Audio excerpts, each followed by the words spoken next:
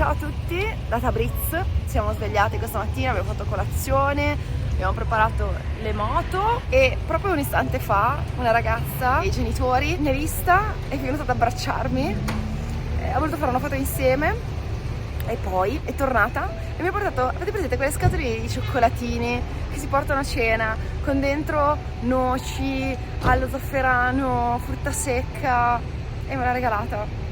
Questo è il primo giorno in Iran e già comprendete che razza di persone speciali e ospitali siano gli iraniani. Adesso vi mostriamo come proseguiamo il viaggio, mi sa che oggi avremo diversi chilometri da fare. Imparerete subito con noi che l'Iran è un paese delle distanze immense. Allora siamo a Tabriz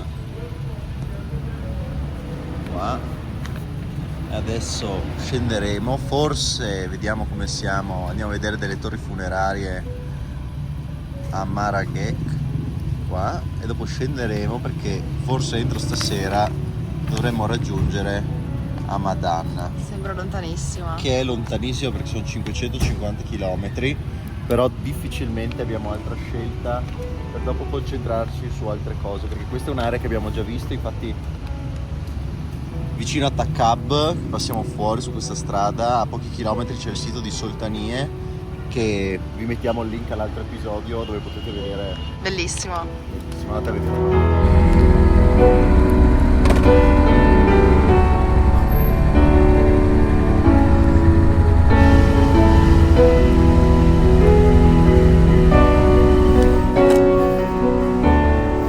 Hello. Your father? No. No? Yok, buradalar da He said that I don't know when he will come here. Sorry, where are you? Italia.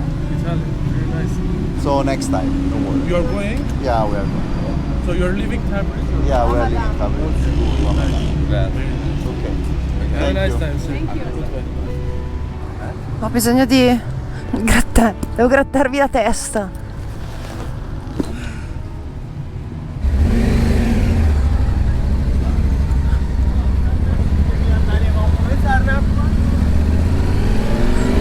E niente, quest'anno non lo vediamo l'anziano signore che incontro ogni anno. C'era un ragazzo giovane, non parlava inglese.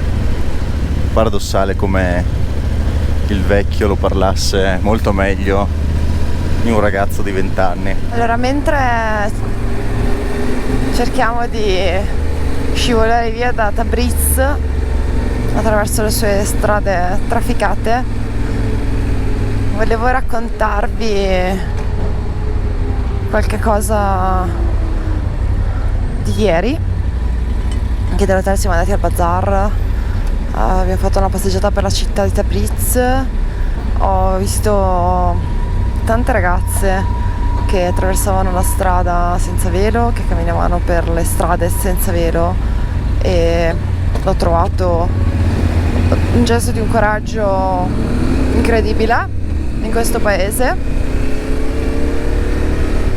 Avrei voluto abbracciarle e la sera lo scenario è un po' cambiato, quando dopo il tramonto stavamo tornando verso l'hotel e agli angoli delle piazze principali c'era uno spiegamento di forze, ma mi ha colpito moltissimo che in mezzo alle forze di polizia ci fossero anche queste donne col velo integrale,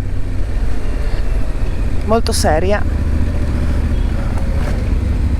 che osservavano quel che succedeva e mi ha fatto paura.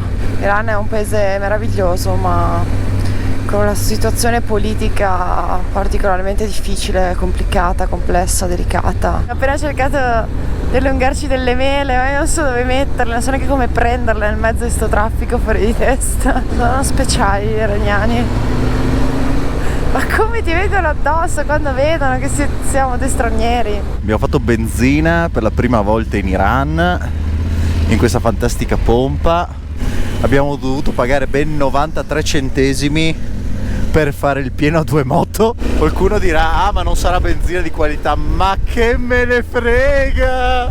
Alla fine del viaggio sarà Io avevo fatto il conto anche l'anno scorso, cioè del mio prima volta, è difficile spendere 50 euro in benzina a testa per fare tutto l'Iran. Dovremmo fare 100 pieni.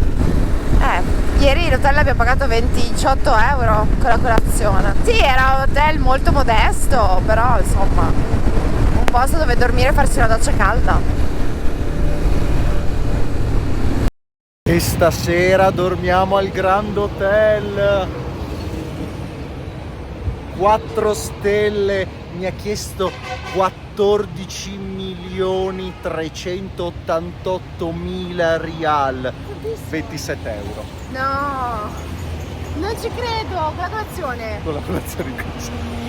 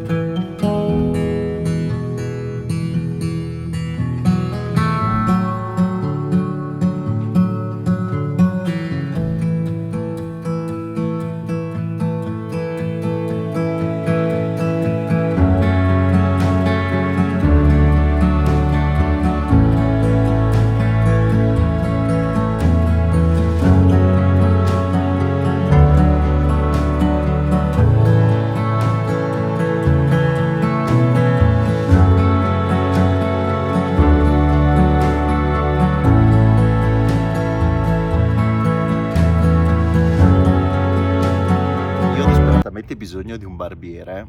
Comunque ci siamo fermati a Marrakech, pronuncia più o meno corretta, sbagliata.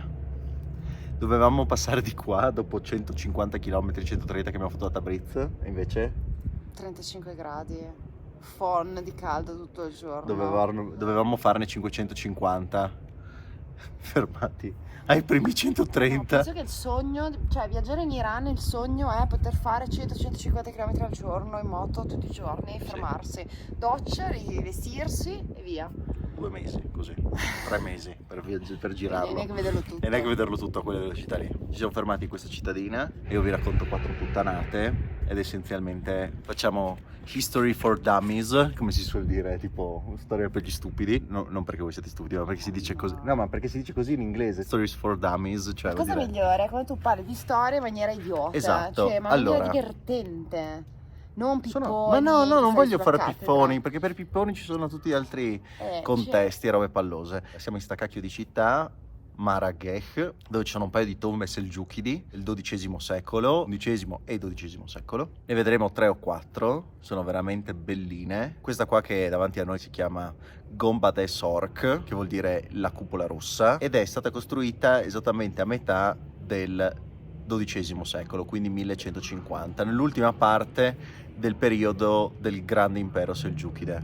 Morale della favola: ci sono 3 grosse storie, chiamiamolo così, in Asia e nel Medio Oriente che hanno caratterizzato la storia medievale di tutto, anche l'Islam, della Turchia, della Siria, dell'Egitto, della Persia, dell'Asia centrale, che andremo il prossimo anno, e sono gli arabi, i persiani e i turchi. Tutte le storie hanno un punto in comune, che sono la Persia, perché comunque con l'espansione dell'Islam nel VII, VIII e IX secolo gli arabi invadono la Persia, ma vengono a loro volta persianizzati, e dopo successivamente arrivano i turchi, che discendono alcuni clan dalla zona della Transoxiana, quindi fino allo Xinjiang, a nord dell'Afghanistan, in quelle pianure lì, discendono attraverso la Persia, invadono dopo successivamente anche l'Anatolia e tutta la zona del Medio Oriente, e tra questi turchi ci sono i turchi selgiukidi, che sono i primi turchi che arrivano in queste aree. A loro volta loro si persianizzano e diventano tra i più grandi promotori dell'arte e della fede. I più importanti di questi, i primi, sono proprio i selgiukidi, di questo clan che è fondato da Seljuk, che costituiscono di fatto uno degli imperi più vasti di tutto il Medioevo, cioè il grande impero selgiukide, che durerà solo 130-140 anni, neanche tantissimo, dopo viene smembrato in cose più piccoline, in regni più piccolini e principati più piccoli, per dopo essere cancellati tutti definitivamente dai mongoli, ma loro lasciano delle bellissime cose. Abbiamo visto anche l'anno scorso, fra l'altro, anche le torri di Karakan, e oggi vi facciamo vedere un paio di loro tombe estremamente belle, estremamente articolate, in quella che si chiama Razi Architecture, architettura classica iraniana di questo periodo, e vi facciamo vedere l'intreccio dei mattoni e la bellezza che hanno intrinseca. Mi ricorda il Brunelleschi. Quale che diceva Byron? Sì, la cupola di Sultania. Sultania, Sì. Sultania, video, Anche quello è bellissimo. L'anno scorso l'ho visitata. Quello spettacolare. Queste sono ovviamente più piccoline. Fra l'altro, questo si chiama Gombad, come siamo passati a Gombad e Cabus Esatto. l'anno scorso, che vuol dire cupola, quindi questa è la cupola rossa. Questa è Gombad e Kabod in restauro, che vorrebbe dire la cupola azzurra, e qualche storico sostiene sia la tomba della madre di Hulagu Khan, il grande invasore della Persia e del Medio Oriente in epoca mongola, uno dei nipoti di Gengis Khan. E questa dovrebbe essere la sua tomba in restauro, però adesso vediamo se riusciamo a farvi vedere con qualche zoom le bellissime decorazioni, le iscrizioni che ci sono su questo tipo di monumenti di epoca tardo-selgiukide. Questa qua è invece una vera regina mongola, assettata di sangue e di persone che devono morire per lei. E mentre vaghiamo per le tombe del XII secolo, siamo alla ricerca anche del barbiere perduto, che forse serve anche a lei.